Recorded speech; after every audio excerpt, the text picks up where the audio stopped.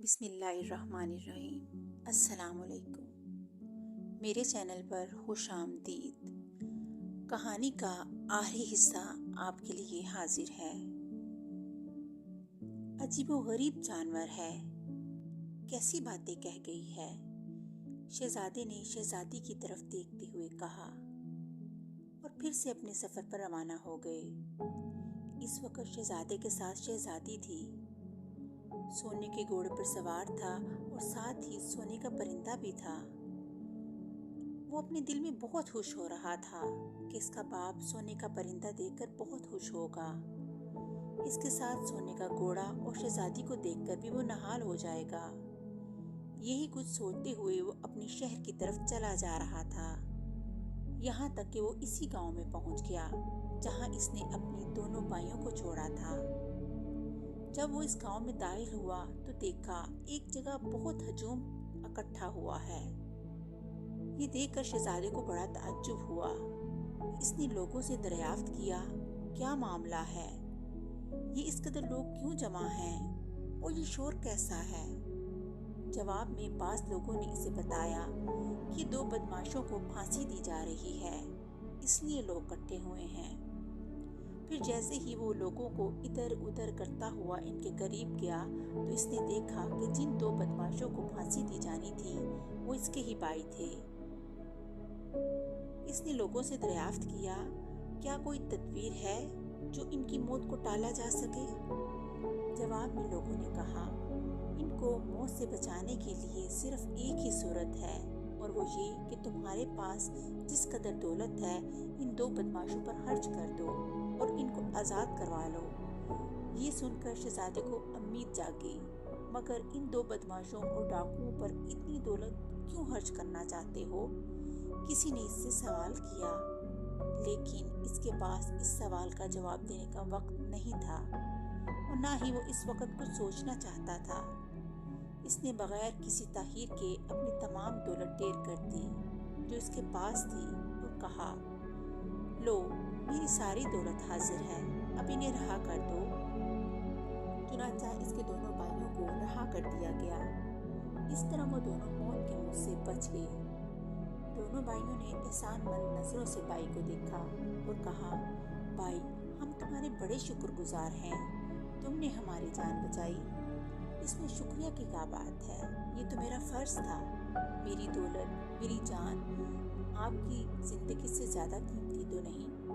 اس نے دونوں بھائیوں کو ساتھ لیا اور اپنے شہر کی طرف روانہ ہو گئے۔ سفر کرتے کرتے آخر وہ اسی جنگل میں پہنچ گئے جہاں انہیں لومڑی ملی تھی۔ اس وقت موسم بہت گرم تھا اور وہ سفر کرتے کرتے تھک چکے تھے، اس لیے جب وہ وہاں پہنچے درخت کے سائے میں انہیں بڑا سکون حاصل ہوا۔ اس جگہ قریب ہی ایک کنواں تھا۔ شہزادے کے بھائی نے کہا، بہت تھک چکے ہیں، یہاں کچھ دیر آرام کر لیتے ہیں، کچھ کھا پی بھی لیں گے۔ ہاں ٹھیک ہے، شہزادے نے بھی تائید کی۔ اس وقت وہ یہ سب کچھ بھول چکا تھا جو لومڑی نے اس کو نصیحت کی تھی۔ وہ سب گھوڑے سے اترے اور درختوں کے سائے میں بیٹھ گئے۔ شہزادے نے پاس ہی کنویں دیکھا تو ٹھنڈی فضا دیکھ کر اس کے کنارے پر بیٹھ گیا۔ شہزادہ اپنے دھیان میں بیٹھا ہوا تھا کہ اس کے وہم و گمان میں بھی یہ بات نہ تھی کہ لومڑی نے اسے کیا نصیحت کی تھی، اور نہ جانے کن خیالوں میں کھویا تھا کہ اتنے میں اس کے دونوں بھائی آہستہ سے اٹھے۔ انہوں نے پلک جھپکتے ہی شہزادے کو کنویں میں دھکا دے دیا۔ اس کے بعد انہوں نے جلدی جلدی اپنے گھوڑوں کو تیار کیا اور شہزادی، سونے کا پرندہ اور سونے کا گھوڑا لے کر اپنے شہر کی طرف روانہ ہو گئے۔ جب وہ اپنے محل پہنچے تو ان کا باپ انہیں دیکھ کر بہت خوش ہوا۔ انہوں نے بادشاہ کو بتایا کہ سونے کا پرندہ، سونے کا گھوڑا اور شہزادی کو وہ اپنی بہادری سے حاصل کر کے لائے ہیں۔ یہ سب کچھ ان کی کوششوں کا نتیجہ ہے۔ بادشاہ نے جب یہ بات سنی تو اس کی خوشی کی انتہا نہ رہی۔ اس نے شہر میں جشن منانے کا اعلان کر دیا۔ اس کے ساتھ ہی دونوں شہزادوں کی خیریت اور کامیابی کے ساتھ واپسی کی خوشی میں ایک شاندار شاہی دعوت کا اہتمام کیا گیا۔ ایک طرف تو اس طرح خوشیاں منائی جا رہی تھیں اور دوسری جانب ہوا یہ کہ سونے کے گھوڑے نے کچھ کھانا پینا چھوڑ دیا، سونے کے پرندے نے بھی بولنا اور گیت گانا چھوڑ دیا، اور شہزادی اپنے محل میں रोई जा रही थी। पहले तो बादशाह ने इस तरफ कोई ध्यान न दिया, लेकिन बाद में वो बहुत हैरान हुआ कि सोने का घोड़ा कुछ खाता पीता क्यों नहीं, सोने का परिंदा बोलता और गाता क्यों नहीं, और ये कि शहजादी इस तरह मुसलसल क्यों रो रही है। वो जो सोचता और उलझता जाता, अपनी जगह हैरान भी हो रहा था और परेशान भी। इसकी समझ में कुछ नहीं आ रहा था। दूसरी जानब छोटा शहजादा, जिसको इसके दोनों भाइयों ने कुएं में फेंक दिया था, वो मरा नहीं था। खुशकिस्मती से कुएं में पानी बहुत कम था, जिसकी वजह से शहजादा खाई में गिरा और इस तरह इसे कोई नुकसान न पहुंचा। लेकिन कुएं से बाहर आने की कोई तदबीर नजर नहीं आ रही थी। इसने बहुत कोशिश की, मगर इसे कामयाबी हासिल न हुई। जब वो अपनी कोशिश के बावजूद कुएं से बाहर ना निकल सका, तो मायूस होकर एक जगह बैठ गया। अब वो बिल्कुल ही मायूस हो चुका था और सोच रहा था, अब क्या करूं, कैसे कुएं से बाहर निकलूं। बैठा हुआ इसी शशोपन में गिरफ्तार था कि अचानक इसने ऊपर देखा तो इसकी खुशी की इंतहा न रही। ऊपर कुएं के किनारे पर इसकी पुरानी दोस्त लोमड़ी खड़ी इसे देख रही थी।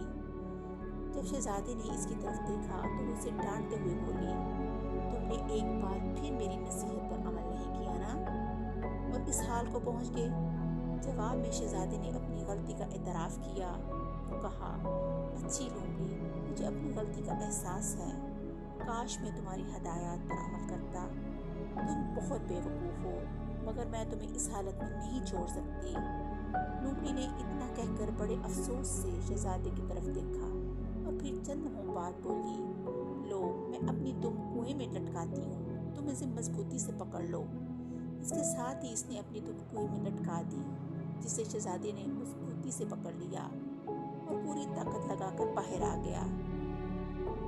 लोमड़ी कहने लगी, याद रखो, अभी तुम खतरे से बाहर नहीं हो, तुम्हारी जान को अभी भी खतरा है। फिर वो अपनी बात की वजाहत करते हुए बोली, तुम्हारे भाइयों को इस बात का यकीन है कि तुम मरे नहीं बल्कि जिंदा हो, इसलिए उन्होंने अपने सिपाहियों को जंगल की तरफ भेज दिया है और उन्होंने चारों तरफ से जंगल को घेर रखा है। उन्होंने अपने सिपाहियों को ये भी हुक्म दे रखा है कि जैसे ही तुम्हें देखें तो हलाक कर दें। फिर मुझे क्या करना चाहिए? इसने लोमड़ी से दरियाफ्त किया, जिस पर लोमड़ी ने कहा, तुम्हारे लिए ये ज़रूरी है कि तुम बेस बदल लो, इस तरह तुम्हें कोई नहीं पहचान सकेगा। तुम्हारा मशवरा सही है, मैं ऐसा ही करूँगा। चुनाचा लोमड़ी के जाने के बाद शहजादा शहर की तरफ चल दिया। रास्ते में इसने एक गरीब आदमी को देखा तो इसे अपना कीमती लिबास देकर इसके फटे पुराने कपड़े पहन लिए और अपने बाल बखेर लिए और अपना हुलिया तब्दील कर लिया। इसका नतीजा ये हुआ कि इसे रास्ते में कोई भी ना पहचान सका और वो अपने शहर पहुंच गया। शहर में भी कोई अंदाज़ा ना कर सका कि वो छोटा शहजादा है और वो शाही महल में जा पहुंचा। जैसे ही वो महल के दरवाजे में दाखिल हुआ, ऐन इसी वक्त सोने के घोड़े ने चारा खाना शुरू कर दिया। सोने के परिंदा भी गाना शुरू कर दिया और शहजादी ने रोना बंद कर दिया। इधर जब बादशाह को पता चला कि घोड़े ने चारा खाना शुरू कर दिया है, परिंदा भी गुनगुना रहा है, शहजादी भी चुप हो गई है, तो इसे बड़ा ताज्जुब हुआ। वो शहजादी के पास गया और पूछने लगा, इसका क्या मकसद है? तुमने यकायक रोना क्यों बंद कर दिया? जवाब में शहजादी बोली, पता नहीं मुझे क्या हुआ है। कहाँ तो मैं इस कदर उदास और गमगीन थी और कहाँ मैं इंतहाई मुसरत महसूस कर रही हूँ। मुझे यूँ लगता है कि मेरा कोई अपना आया है। ये सुनकर बादशाह और भी हैरान हुआ। इसको कुछ समझ नहीं आ रहा था। इसने शहजादी से सवाल किया, तुम्हारी ये बात मुझे समझ नहीं आई, साफ साफ बताओ क्या बात है।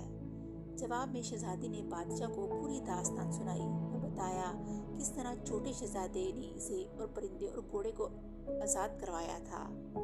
इसने किस तरह अपने भाइयों की जान बचाई और किस तरह दोनों भाइयों ने इसे कुएं में फेंका, और साथ ही अपनी बहादुरी के झूठे किस्से भी आपको सुनाए। मगर तुमने ये बात मुझे पहले क्यों नहीं बताई? बादशाह ने शहजादी से पूछा, हजूर, दोनों बड़े भाइयों ने मुझे धमकी दी थी कि अगर मैंने ये राज फाश किया तो वो मुझे कत्ल कर देंगे।